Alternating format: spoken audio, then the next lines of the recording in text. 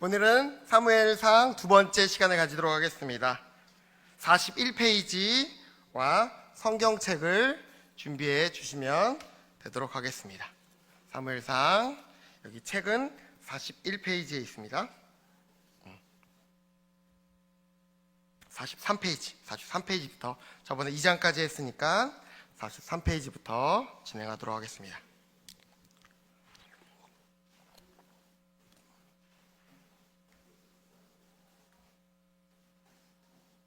네, 43페이지 잘 적고 계시죠?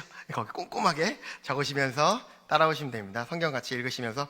지난주 저희는 룻기 말씀과 사무엘상 2장까지 함께 보았습니다. 제가 사무엘상 말씀을 나누면서 개관을 하면서 3명의 인물을 기억하라고 했는데 혹시 기억나시나요?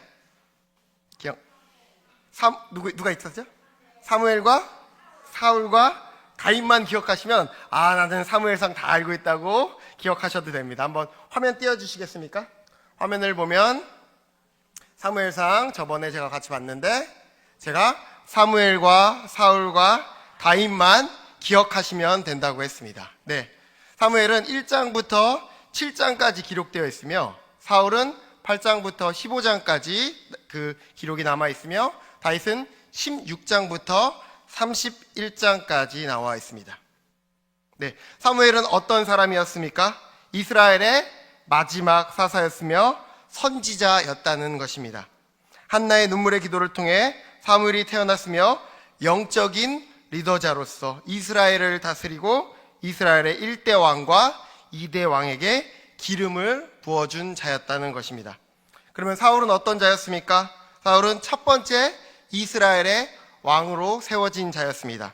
처음에는 하나님의 말씀에 순종하며 이스라엘을 잘 다스렸지만 블레셋과의 전투를 앞두고 제사장을 기다리지 못하고 자신이 제사를 드리며 하나님 앞에 첫 번째 불순종을 하였고, 두 번째는 아말렉과의 전투에서 하나님께 모든 것을 진멸하라고 말씀하셨지만 그 말씀에 온전히 순종하지 못하였을 때 그는 점점 몰락해 가고 있었다는 것입니다. 세 번째는 다윗입니다. 다윗은 이새의 막내 아들이었지만 외모를 보시지 않으시고 마음의 중심을 보시는 하나님께서 다윗을 이스라엘의 2대 왕으로 세워주셨다는 것입니다. 오늘은 사무엘상 1장부터 15장까지의 말씀을 나누면서 사무엘과 사울의 모습을 한번 비교해 보도록 하겠습니다. 하나님께서 한나의 기도를 들으시고 누구를 주셨나요? 그에게 아들을 주셨는데 사무엘을 아들로 주셨다는 것입니다. 한나는 하나님께서 사무엘을 나신으로 서원하면서 하나님의 전에서 말씀으로 양육했다는 것입니다. 이 장 말씀을 보면 자신에게 아들을 주신 하나님을 찬양하는 한나의 기도가 기록되어 있습니다. 네, 한번 사무엘상 2장 1절부터 2절 말씀, 그리고 6절부터 7절까지의 말씀을 같이 읽어보도록 하겠습니다. 네, 앞에도 있고 책에도 있습니다. 같이 한번 읽어보겠습니다. 시작. 한나가 기도하여 이르되 내 마음이 여호와로 말미암아 즐거워하며 내 뿔이 여호와로 말미암아 높아졌으며 내 입이 내 원수를 향하여 크게 열렸으니 이는 내가 주의 구원으로 말미암아 기뻐함이니이다. 여호와와 같이 거룩하신 이가 없으시니 이는 주밖에 다른 이가 없고 우리 하나님 같은 반석도 없으심이니이다. 6절 7절입니다. 시작. 여호와는 죽이기도 하시고 살리기도 하시며 소울에 내리게도 하시고 거기에서 올리기도 하시는도다. 여호와는 가난하게도 하시고 부하게도 하시며 낮추기도 하시고 높이기도 하시는도다. 아멘. 아이를 낳지 못하는 불쌍한 여인의 인생 가운데 하나님께서 사울을 주셨습니다. 그 후에도 하나님께서는 한나에게 3명의 아들과 2명의 딸을 더 주셨다는 것입니다. 나를 낮추기도 하시고 높이기도 하시는 하나님의 주권 앞에 한나가 엎드려 눈물로 기도하였을 때 그 인생 가운데 차고 넘치는 은혜를 더하여 주셨다는 것입니다. 그럼 오늘 말씀 사무엘 2장부터 3장까지의 말씀은 엘리의 아들들과 눈물의 기도로 태어난 사무엘의 인생을 대조해 주고 있습니다. 가로를 한번 채워보도록 하겠습니다. 엘리의 아들들의 삶과 사무엘의 삶은 큰 대조를 이루고 있었다는 것입니다. 엘리의 아들들은 하나님을 알지 못하고 그들의 악행으로 하나님의 저주를 받는다는 예고를 받게 되었습니다. 엘리의 아들들이 어떻게 살았길래 사무엘과 다른 저주의 인생을 살아간다는 예고를 받게 되었다는 것입니까? 같이 한번 1번 읽어보겠습니다. 시작.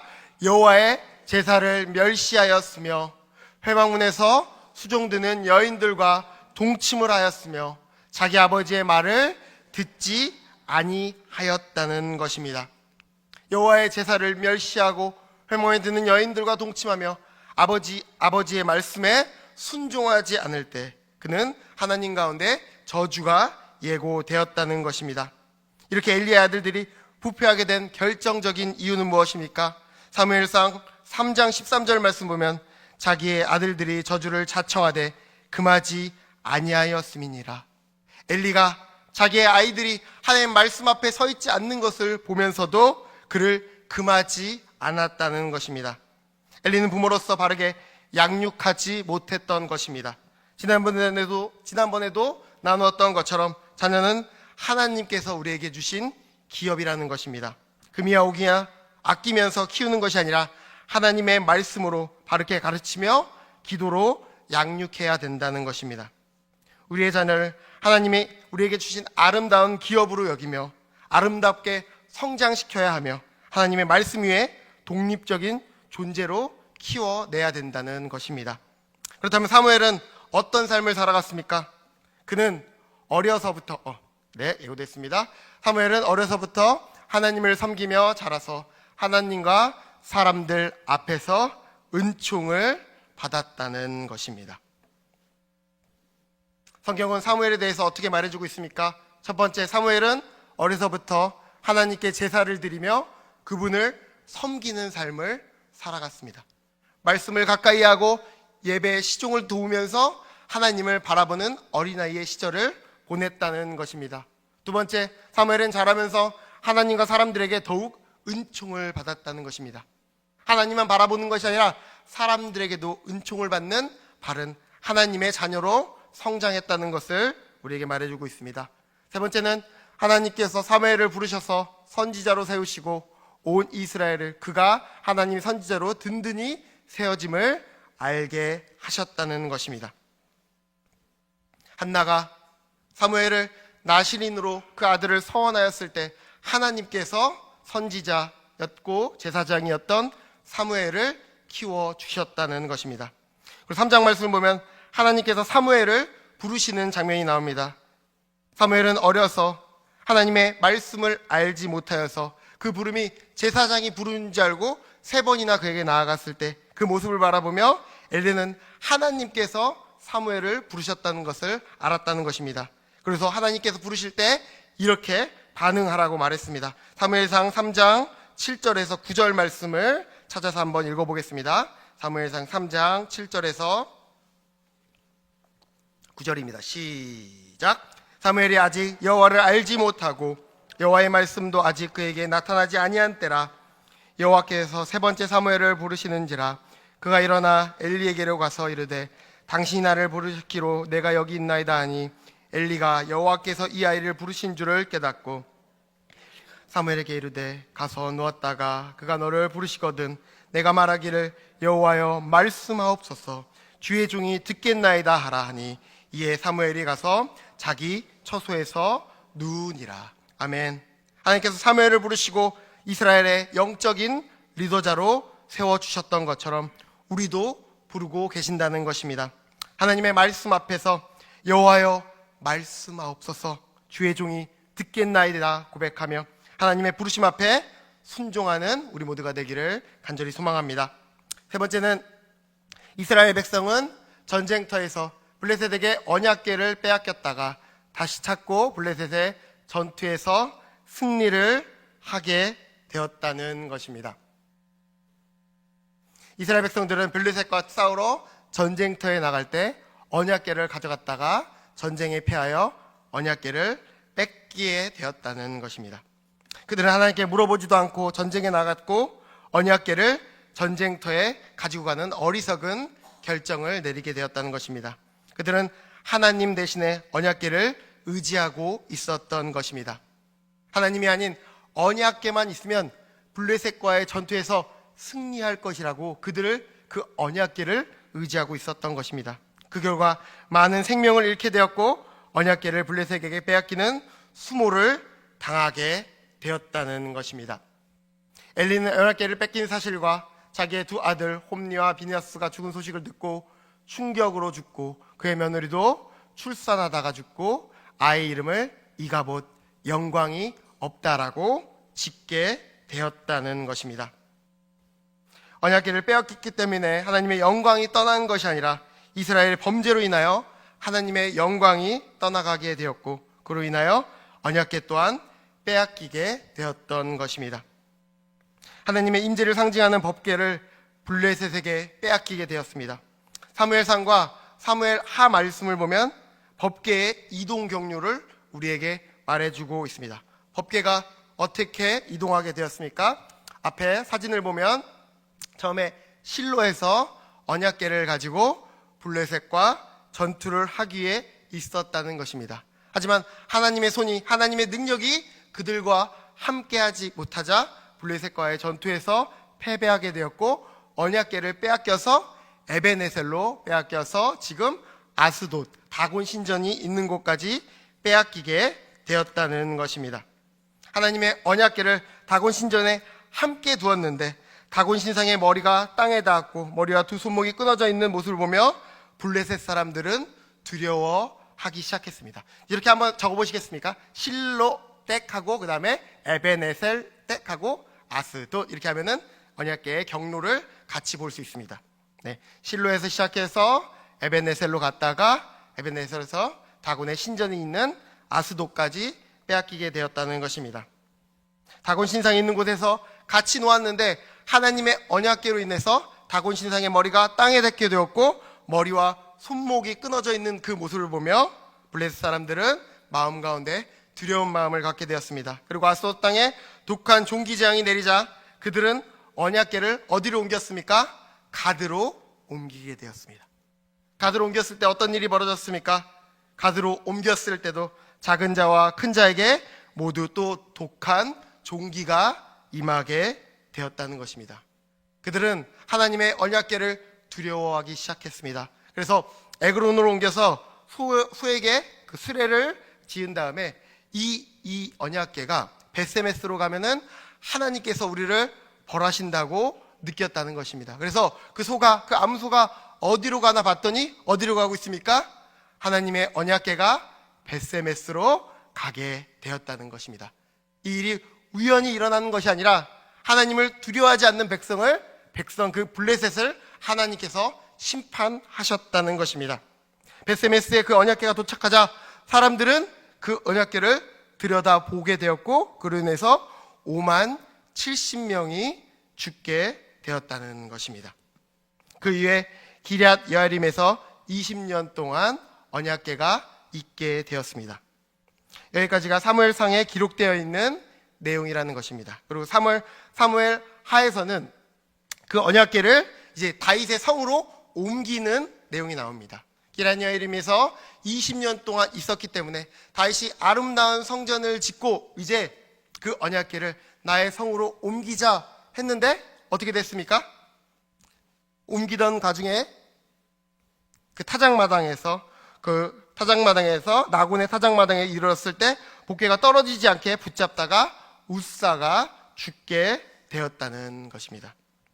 그래서 그 언약궤를 오베데돔의 집에서 3개월 정도 있을 때 하나님께서 그 집을 복주심을 보고 다시 다윗은 하나님의 방법 즉 제사장들의 어깨에 메어서 법궤를 옮겨서 그 법궤가 다시 다윗의 성에 옮겨지게 되었다는 것입니다. 실로, 에베네셀, 아스돗, 가드, 에그론, 벳세메스, 기럇 여아림, 예루살렘으로 여호와의 법궤가 옮겨지게 되었습니다. 다 적으셨나요? 네. 이제 7장 말씀을 보면 사무엘이 백성을 보고 회개의 기도를 하고 여호와의 도우심으로 블레셋을 물리치며 사무엘이 이스라엘을 다스리게 되었다는 것입니다. 사무엘이 백성을 모으고 회개 기도를 하고 여호와의 도우심으로 블레셋을 물리치며 사무엘이 이스라엘을 다스리게 되었다는 것입니다. 사무엘상 4장과 7장까지의 말씀을 보면 블레셋과의 전쟁이 어떻게 비교되고 있는지 우리에게 말해주고 있습니다. 4장은 어떻습니까? 이스라엘이 블레셋에게 패배하게 되었다는 것입니다. 그 이유는 무엇입니까? 하나님을 의지한 것이 아니라 언약궤를 의지하며 하나님을 자신의 마음대로 조종하려고 하였을 때, 그리고 4장 3절 말씀을 보면 언약궤로 말미암아 우리를 구원하고자, 이런 마음, 하나님을 의지한 것이 아니라 언약궤로 인해서 구원을 받고자 하였을 때 그 가운데 블레셋과의 전투에서 패배하게 되었다는 것입니다. 그들은 언약궤를 가지고 나가는 실수를 범하게 되었고 그 결과 이가봇, 하나님의 영광이 떠나게 된 것입니다.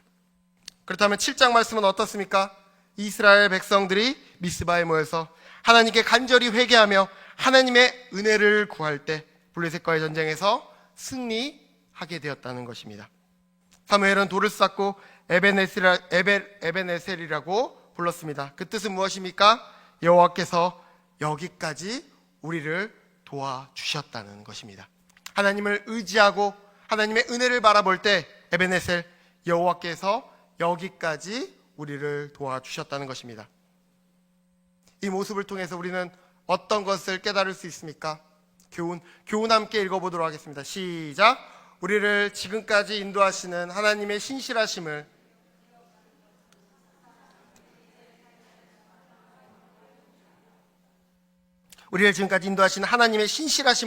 기억하는 것은 항상 미래의 삶에 대한 소망과 용기를 준다는 것입니다. 지금까지 살아온 인생이 내 힘과 내 노력으로 인한 것이 아니라 하나님께서 인도해 주셨다는 것을 인정할 때, 하나님께 감사드리며 나아갈 때 우리는 미래에 두려워할 필요가 없다는 것입니다. 이전처럼 하나님께서 우리를 보호해 주시고 우리를 선한 길로, 진리의 길로, 생명의 길로 인도해 주실 것이라는 것입니다. 항상 그 마음을 가지고 두려워하며 떨며 나가는 것이 아니라 하나님의 말씀을 붙들고 담대하게 나아가는 우리 모든 성도님들 되시기를 간절히 바랍니다. 그리고 이제 8장과 15장까지는 이스라엘의 첫 번째 왕이었던 사울의 이야기가 기록되어 있습니다. 사무엘의 아들들이 사사의 일을 공정하지 못하게 하자 백성은 이를 문제 삼아 왕을 요구하게 되었다는 것입니다. 8장 1절 말씀을 보면 사무엘이 늙음에 그의 아들들을 이스라엘의 사사로 삼았다는 것입니다. 그런데 사무엘의 아들들은 타락했고 백성에게서 뇌물을 취했으며 공정하게 판결하지 못했습니다. 이제 이스라엘 백성들은 다른 나라와 같이 왕을 세우자고 지금 하나님과 사무엘에게 따지고 있었던 것입니다. 그런데 신명기 말씀을 보면 하나님께서는 이미 왕의 제도에 대해서 우리에게 알려주셨습니다. 이스라엘 나라 가운데 왕을 세울 때 세 가지의 조건을 주셨는데 어떤 조건입니까? 첫 번째는 은과 금을 많이 가지지 말아야 하며, 말을 많이 가지지 말아야 하며, 아내를 많이 두지 말라고 말씀해 주셨습니다. 하나님께서는 하나님의 때에 하나님이 택하시는 그 왕을 세우고자 하였지만 백성들은 들고 일어나서 하나님을 거부하며 하나님의 그 통치를 거부하고 있었던 것입니다. 사무엘상 8장 6절에서 8절 말씀을 한 번 더 읽어보도록 하겠습니다. 사무엘상 8장 6절에서 8절입니다. 시작. 우리에게 왕을 주어 우리를 다스리게 하라.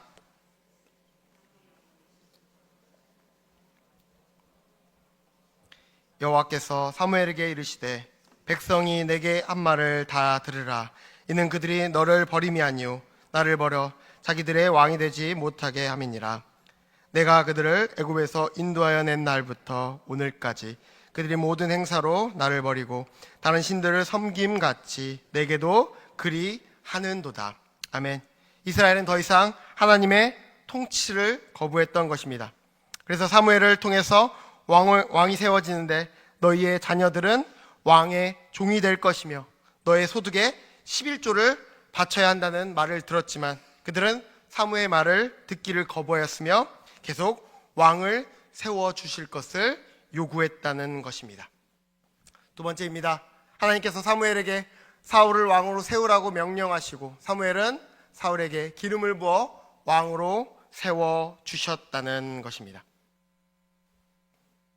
9장 말씀을 보면 사울에 대해서 이렇게 기록하고 있습니다. 사무엘상 9장 2절 말씀을 읽어보겠습니다. 시작. 그의 이름은 사울이요 준수한 소년이라. 이스라엘 자손 중에 그보다 더 준수한 자가 없고 키는 모든 백성보다 어깨 위만큼 더 컸더라. 사울의 모습은 준수하다고 기록하고 있습니다. 준수하단 말은 무엇입니까? 잘생겼다는 말입니다. 나중에 저도 아들을 낳으면 조준수라고 지어야 될 것 같습니다. 그리고 사울은 다른 이들보다 머리 하나가 더 있었다고 합니다. 요즘 여성들의 이상형이 무엇입니까? 물어보면 키가 크고 잘생긴 남자와 결혼하고 싶다고 말하고 있습니다. 그래서 한국 남자들이 지금까지 결혼을 어려워하는 것 같습니다. 하지만 우리 대한민국 남자들이 낙심하지 말 것은 사무엘상 16장 7절 말씀을 보면 사람은 외모를 보거니와 나 여호와는 마음의 중심을 보신다고 하나님께서 우리에게 말씀하셨습니다.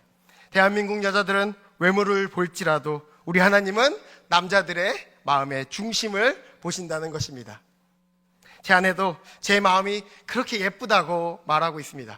그 뒤에 어떤 코멘트가 더 달려야 되는데 마음만 예쁘다고 그래가지고 저는 그냥 그렇게 알고 있습니다. 저는 하나님과 같이 나를 바라보고 있구나 그러면서 제가 잘 모시고 있습니다. 그리고 하나님께서는 1대 이스라엘 왕을 세우실 때 12지파 중에 가장 작은 지파였던 베냐민 지파를 택하셨고 그 가운데서 가장 미약한 자 그 사울을 왕으로 택하여 세워주셨다는 것입니다. 하나님은 우리의 약함을 들어 하나님의 강함을 드러내시는 분이십니다. 사울이 모든 백성을 미스바로 모으고 이제 제비를 뽑아 12지파 가운데 베냐민 지파가 뽑히게 되었습니다. 그리고 그 지파 가운데 사울이 뽑히게 되었다는 것입니다. 하지만 이스라엘의 일부 사람들은 사울을 왕으로 뽑힌 것을 인정하지 않았습니다.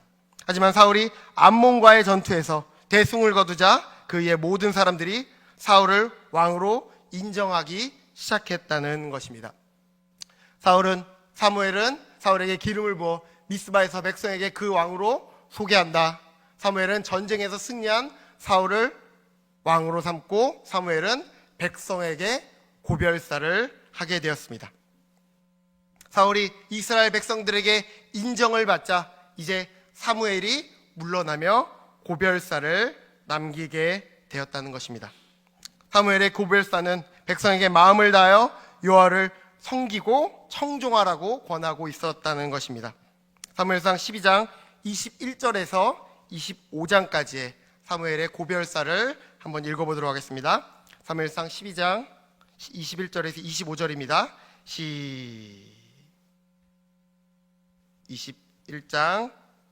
12장 21절 25절입니다. 시작. 돌아서서 유익하게도 못하며 구원하지도 못하는 헛된 길을 따르지 말라. 그들은 헛되니라.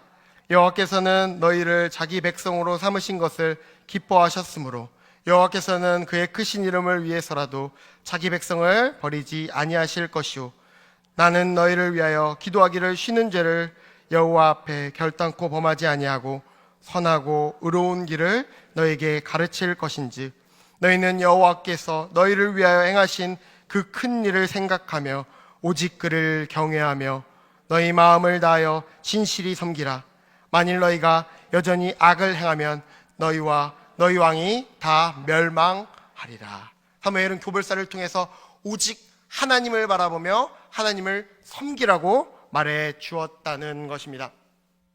사울은 이스라엘이 전쟁의 위기를 맞을 때 용맹을 발휘하여 백성에게 인정받고 사무엘은 길갈에서 그를 왕으로 세워주는 사건이 있었습니다.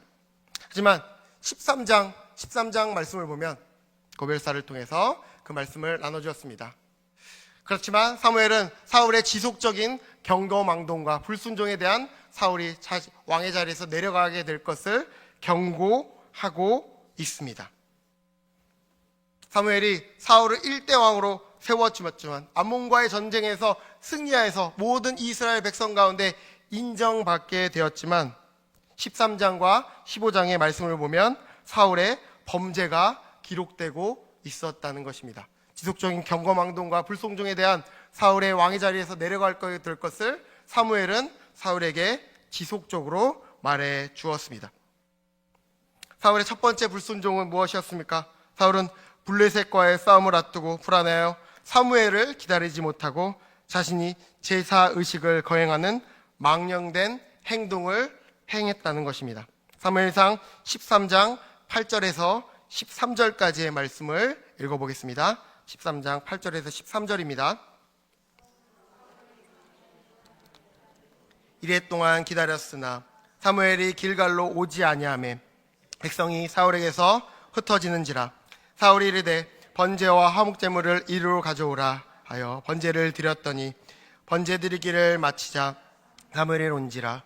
사울이 나가 맞으며 무난함에 사무엘이 이르되 왕이 행한 것이 무엇이냐 하니 사울이 이르되 백성은 내게서 흩어지고 당신은 정한 날 안에 오지 아니하고 블레셋 사람은 믹마스에 모여있음을 내가 보았으므로 이에 내가 이르기를 블레셋 사람들이 나를 치러 길갈로 내려오겠거늘 내가 여호와께 은혜를 간구하지 못하였다 하고 부득이하여 번제를 드렸나이다 하니라.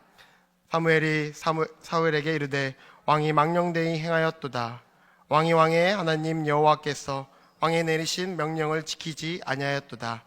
그러했더라면 여호와께서 이스라엘 위에 왕의 나라를 영원히 세우셨을 것이거늘. 하나님의 말씀을 대언하는 선지자의 말씀을 기다려야 했습니다. 조금만 기다리면 되었었는데 지금 블레셋 사람들이 자신을 둘러싸고 있자 눈앞에 보이는 대적들을 두려워하며 하나님을 신뢰하지 못했다는 것입니다. 그때 사무엘이 도착해서 왕이 이렇게 망령된 행동을 합니까 하며 그를 책망해 주었다는 것입니다. 그는 하나님의 때를 기다리지 못했다는 것입니다.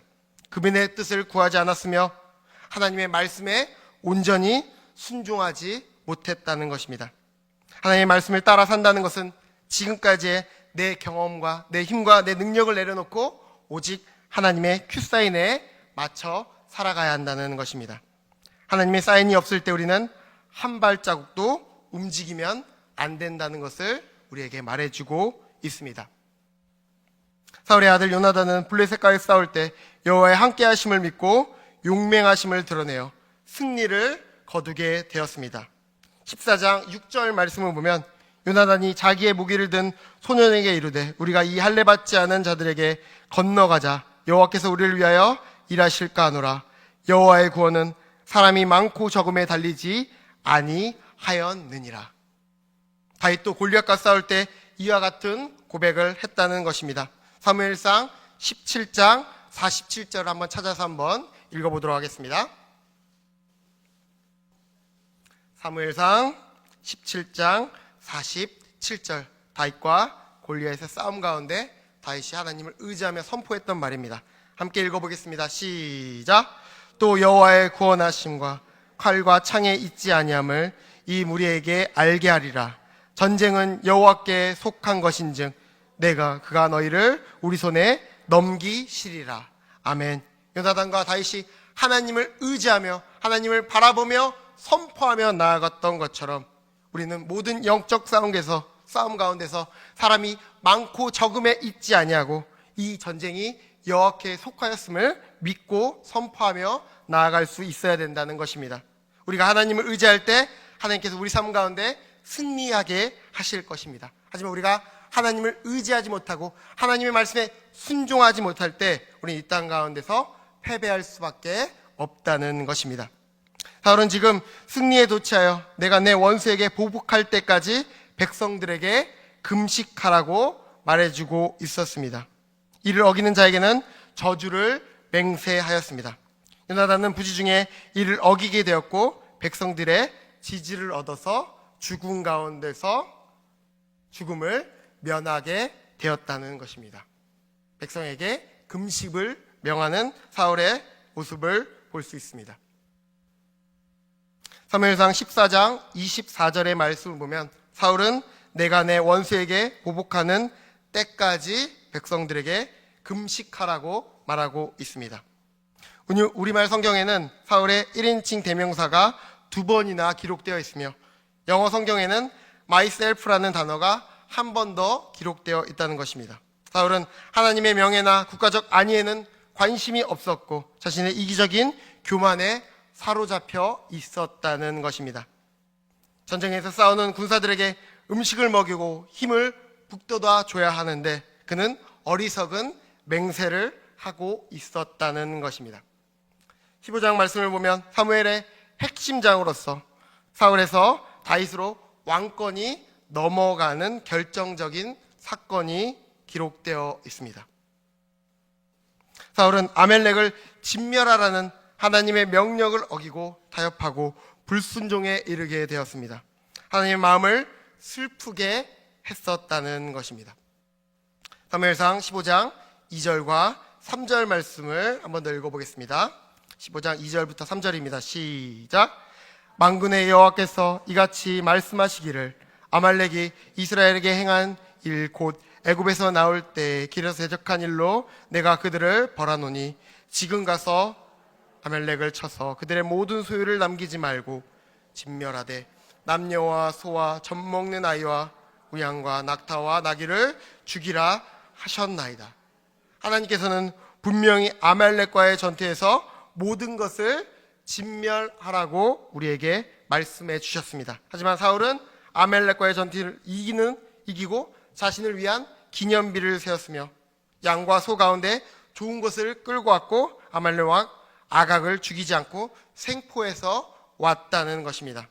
그러면서 백성들이 하나님께 제사를 드리기 위해서 가져오고자 했다고 지금 핑계를 대고 있었다는 것입니다. 이 모습을 바라보며 사무엘이 사울에게 온전한 순종을 요구하고 있습니다. 너무나도 유명한 말씀인데 사무엘상 15장 22절 23절 말씀을 앞에 나와 있으니까 함께 읽어보겠습니다. 시작. 사무엘이 이르되 여호와께서 번제와 다른 제사를 그의 목소리를 청종하는 것을 좋아하심같이 좋아 계신나이까. 순종이 제사보다 낫고 듣는 것이 수장의 기름보다 나으니 이는 거역하는 것은 점치는 죄와 같고 완고한 것은 사신 우상에게 절하는 죄와 같음이라. 왕이 여호와의 말씀을 버렸으므로 여호와께서도 왕을 버려 왕이 되지 못하게 하셨나이다 하니. 사울의 문제는 무엇이었습니까? 첫 번째는 외적 헌신으로 내적 순종을 대체할 수 없었다는 것을 우리에게 말해주고 있습니다. 마음으로 하나님을 온전히 순종하지 않으면 바리새인들과 같이 외적인 헌신하는 모습들과 같다는 것입니다. 아무리 많은 헌금을 하나님께 드린다고 할지라도 우리 마음 가운데 하나님을 향한 온전한 순종하는 마음이 없으면 하나님께서는 그 헌금과 그 순종과 모든 헌신을 받지 않으신다는 것입니다. 두 번째는 무엇입니까? 회개를 대체할 수 없다는 것입니다. 사울은 후회했습니다. 하지만 하나님 앞에서 온전히 회개함으로 하나님께 돌아서지 않았다는 것입니다. 그저 하나님께 핑계만 대고 있었다는 것입니다. 세 번째는 무엇을 말해주고 있습니까? 사람의 인정으로 하나님의 인정을 대체할 수 없었다는 것입니다. 사무엘상 15장 30절 말씀을 보면 사울이 이르되 내가 범죄했을지라도 이제 청하옵나니 내 백성의 장로들 앞과 이스라엘 앞에서 나를 높이사 나와 함께 돌아가서 내가 당신의 하나님 여호와께 경배하게 하소서 하더라. 그들은 사람 앞에서 인정받고 싶은 사울의 모습을 보여주고 있는 것이라는 것입니다. 사울은 하나님께 온전히 회개함으로 하나님을 바라보며 돌아섰어야 하지만 그는 사람들에게 인정받고 싶었던 것입니다. 사울은 하나님께 회개하며 죄에서 돌아서는 것이 아니라 끝까지 핑계만 대고 있었던 것입니다. 지금 우리의 모습은 어떻습니까? 하나님께 핑계를 대며 넘어가려고 하고 있지는 않습니까?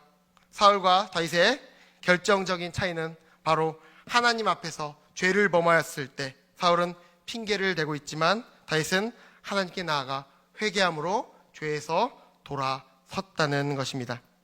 순종이 제사보다 낫고 듣는 것이 순양의 기름보다 낫다는 것입니다.